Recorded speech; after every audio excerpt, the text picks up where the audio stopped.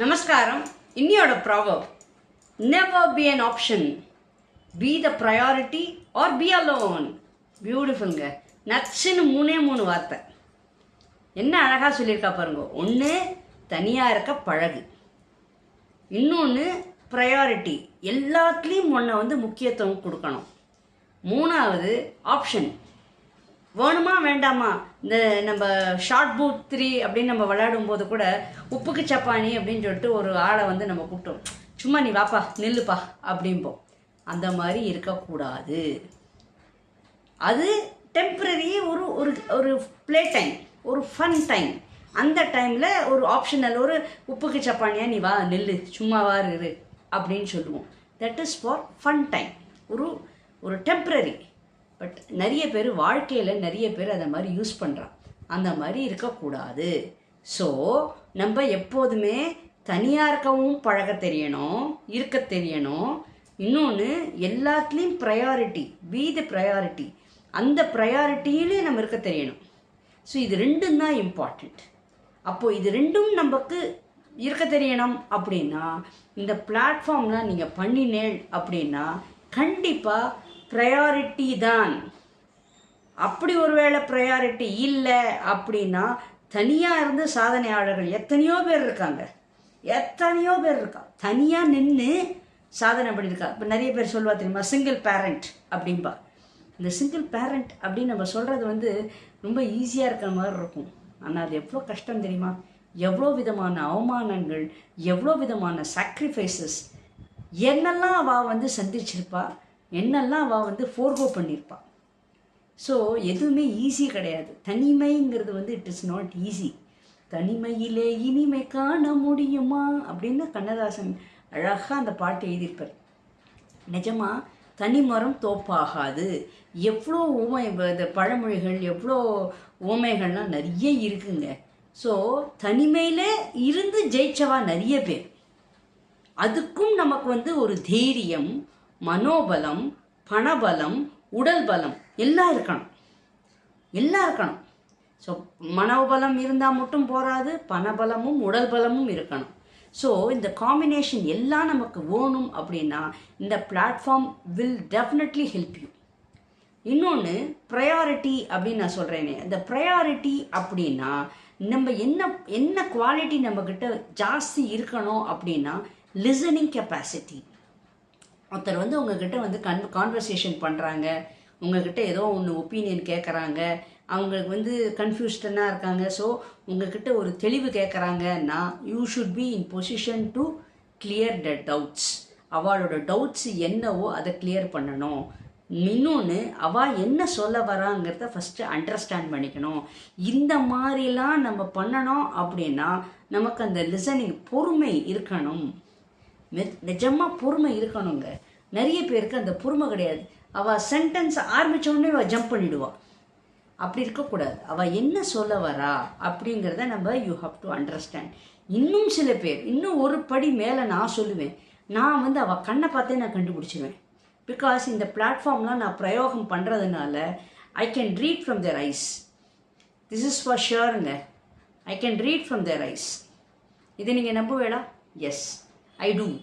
Doctors எத்தனையோ பேர், பெரிய பெரிய சீனியர் டாக்டர்ஸ்லாம் என்ன பண்ணுவான்னா, பேஷண்ட்டோட பாடி லாங்குவேஜை வச்சு அவள் ஏதோ ஒன்று சொல்லிட்டு இருப்பாள். எனக்கு தலை வலிக்கிறது, கால் வலிக்கிறது, முட்டி வலிக்கிறது சொல்லுவாள். ஆனால் டாக்டர்ஸ் என்ன பண்ணுவாள், இவளோட பாடி லாங்குவேஜை வச்சு they will immediately come to a conclusion. they will immediately அவள் ப்ரிஸ்கிரைப் பண்ண ஆரம்பிச்சிடுவாள். ஏன்னா அந்த மாதிரிலாம் நிறைய ப்ரையாரிட்டி நிறைய இருக்கா.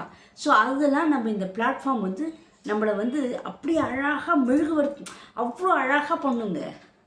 நீங்கள் லிசனிங் கெப்பாசிட்டி, அந்த அப்சர்வேஷன், அந்த ஐ கான்டாக்டில் அவள் அந்த ஐயில் இருக்கக்கூடியதை விஷயத்தை அவள் கண்டுபிடிப்பாள். அவள் வருத்தத்தில் இருக்காளா, நிஜமாக அதே வித் பெயின். பெயின் அப்படின்னா 2 விதமான பெயின் இருக்குது. ஒன்று உடலால் பெயின், இன்னொன்று மனதால் பெயின். ஏதோ டிப்ரெஸ்டாவோ சம்திங், ஏதோ ஒரு கஷ்டத்தில் இருக்கா அப்படிங்கிறத கண்ணை பார்த்தே கண்டுபிடிப்பா. ஸோ இந்த மாதிரிலாம் இந்த பிளாட்ஃபார்ம் நீங்கள் கற்றுண்டேள் பிரயோகம் பண்ண பண்ண பண்ண என்ன ஆகும்னா யூ வில் ரியல்லி அண்டர்ஸ்டாண்ட். ஒரு காமெடியன் கூட சொல்லுவார் தெரியுமா, எனக்கு அவளோட மைண்ட் வாய்ஸ்லாம் எனக்கு கேட்குது, அவள் மைண்டு வாய்ஸ் நான் பேசுவேன் அப்படின்பா. அது காமெடி கிடையாது, இது உண்மை. You can read. இன்னொருத்தரோட மைண்டில் என்ன ஓடுறது அப்படிங்கிறத I can read. It's for sure. அந்த மாதிரி நம்ம வந்து இதெல்லாம் பிரயோகம் பண்ண என்ன ஆகும்னா, எஸ் யூ கேன் அண்டர்ஸ்டாண்ட். இப்போ எப்படி நம்ம காஞ்சி மகா பெரிவாள்லாம் நடமாடும் தெய்வம் அப்படின்னு சொல்கிறோம். அவர் வந்து 2 வார்த்தை தான் பேசுவாள். நம்ம ஒரு பெரிய லிஸ்ட்டு போட்டிருப்போம், ஆனால் அவள் ஒரே 2 வார்த்தையில் தான் அவள் பதில் சொல்லியிருப்பாள். எப்படி? அவள் இன்ஃபேக்ட் அவங்கள பார்க்க கூட மாட்டாள். அவள் தீட்சையிலே அவளுக்கு தெரிஞ்சிடும். ஸோ அப்போ என்ன மாதிரி இருக்கா பாருங்க. ஸோ இந்த மாதிரி பிரயோகம் பண்ண உங்களுக்கு ப்ரையாரிட்டி தாங்க வரும். You will be important in all conditions. எல்லா சிச்சுவேஷன்ஸ்லேயும் you will be considered important. So என்னை பொறுத்த வரைக்கும் 2மே நான் வந்து பழகியிருக்கேன். தனிமையிலும் இருந்து சாதனை பண்ணுறதுக்கு தனிமை அப்படிங்கிறது வந்து தப்பு கிடையாது. சில நேரங்களில் நம்ம தனிமையாக இருந்தால் தான் சாதனை பண்ண முடியும். ஏன் தெரியுமா? வரக்கூடிய அன்வான்ட் கமெண்ட்ஸ் எல்லாம் உங்களுக்கு வந்து பூஸ்டிங், அது ஸ்டெப்பிங் ஸ்டோன்ஸ்.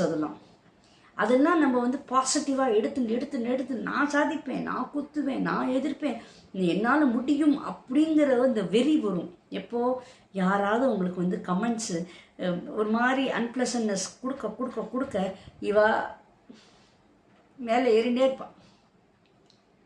எதுக்கு நான் இவ்வளோ தூரம் சொல்ல வரேன் அப்படின்னா, இந்த ஃபஸ்ட்டு பாயிண்ட் இருக்குது பாருங்க, நெவர் பி அன் ஆப்ஷன்.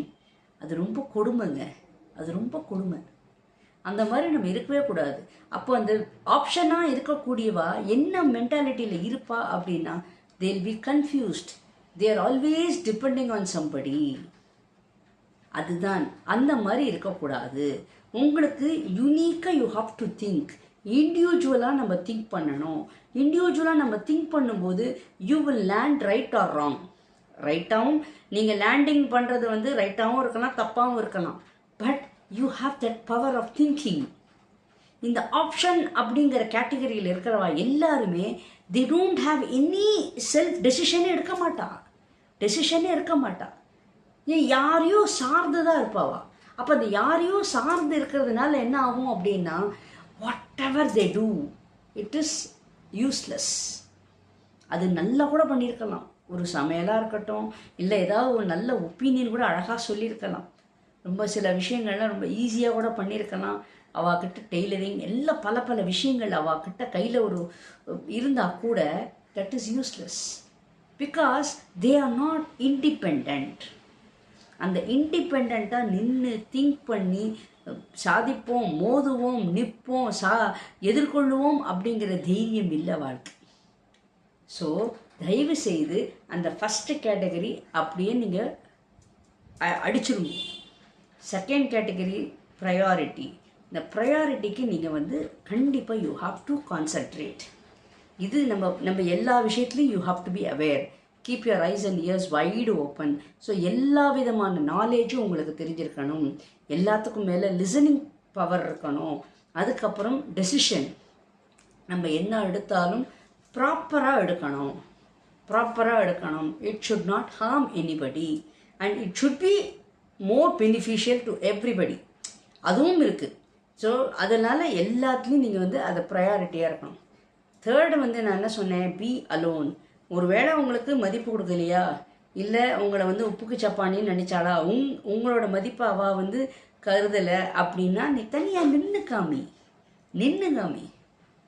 நின்று அவளுக்கு முன்னாடியே நீ ஜெயிச்சு வரணுங்க. அப்போது நீ அந்த மாதிரி வரன்னு வச்சுக்கோங்க, கடவுளுக்கு ரொம்ப பிடிக்குமா அவள். ஏன் தெரியுமா? கடவுளோட ஐட்டம்ஸு, கடவுள் நமக்கு கொடுத்த ஒவ்வொரு விஷயத்தையும் இவன் இண்டிவிஜுவலாக யூஸ் பண்ணியிருக்கான்னு அர்த்தம்.